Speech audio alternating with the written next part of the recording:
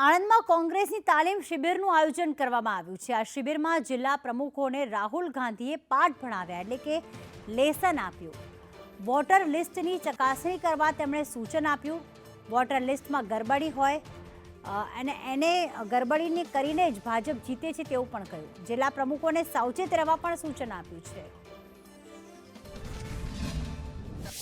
દેશમાં છેલ્લા 10-15 વર્ષમાં ભારતીય જનતા પાર્ટીને આરએસએસે જે સંસ્થાઓ કેપ્ચર કરી લીધી છે, ઈડી હોય, સીબીઆઈ હોય, પોલીસ હોય, રેવન્યુ ડિપાર્ટમેન્ટ હોય, ચૂંટણી પંચ હોય, એ બધાને જે કેપ્ચર કરીને ચૂંટણીઓ એનાથી જીતાય છે એનો સામનો કઈ રીતે કરવો સૌથી મોટું લેસન આપ્યું।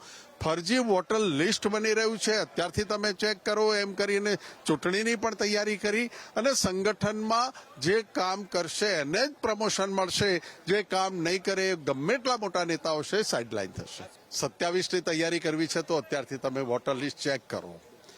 એક જ એડ્રેસ ઉપર 300 એક ફ્લેટમાં એક જ એડ્રેસ ઉપર 300 નામો છે।